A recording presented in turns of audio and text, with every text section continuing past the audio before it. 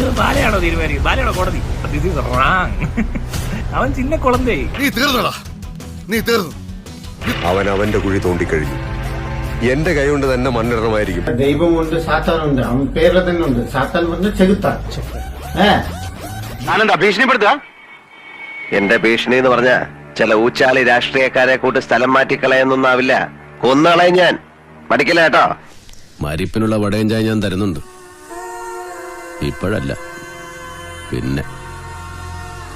അതായത് നമ്മുടെ ആക്ടർ ബാല ഞാൻ താമസിക്കുന്ന റൂമിൽ വന്നു. ഞാനവിടെ ഇല്ലാന്നു. എന്റെ 2 പ്രാവശ്യം എന്റെ രക്ഷപ്പെട്ടു. എന്റെ സുഹൃത്ത് താമസിക്കുന്നവന്റെ നേരെ തോക്ക് ചൂണ്ടി അവനെ ഭീഷണിപ്പെടുത്തി എന്നെ കൊല്ലുമെന്ന് പറഞ്ഞിട്ട് ആണ് പോയിരിക്കുന്നത്. ഇത് പ്രശ്നം എന്താണെന്ന് ചോദിച്ചാല് ആറാട്ടനെ പിടിച്ചു നിർത്തി മാപ്പ് പറയിക്കുന്ന ഒരു വീഡിയോ ബാല പോസ്റ്റ് ചെയ്തിട്ടുണ്ടാണ്. അപ്പൊ ആ വീഡിയോയെ പറ്റി ഞാനൊരു ട്രോൾ വീഡിയോ ഇട്ടു. അത് ഡിലീറ്റ് ചെയ്യണമെന്ന് പറഞ്ഞുകൊണ്ടാണ് ബാല ഈ പറഞ്ഞ കയ്യാങ്കളി കാണിക്കുന്നത്. ഇത് ബാലയാണോ തീരുമാനിക്കും? ബാലയാണോ കോടതി?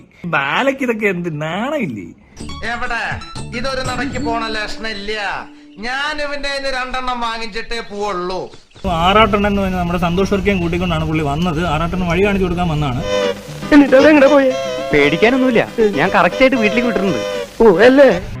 ഒക്കെ ഞാൻ പറഞ്ഞു കൊടുത്ത്. എന്നെ വിളിക്കുന്ന കോളെല്ലാം ആറാട്ടണ്ണന്റെ മൊബൈലിൽ നിന്നാണ് ഇവർ വിളിക്കുന്നത്. ആറാട്ടണ്ണൻ ഇപ്പോഴും അവരുടെ കയ്യിലാന്ന് തോന്നുന്നു.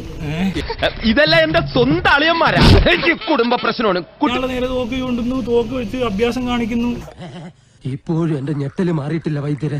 ആ സമയത്ത് താങ്കളോട് ഉണ്ടായിരുന്നു? ഞാനില്ല, ഞാൻ സ്ഥലത്തില്ല. ഞാനുണ്ടാകുന്ന ചിലപ്പോ അവനെ വെടിയൊക്കെ വെച്ചു. സ്വാഭാവികം. ആന ഇറങ്ങിയതുപോലെ കാട്ടാപ്പള്ളി വെള്ളം ഒന്ന് കലക്കി മറിച്ച് നോക്കി.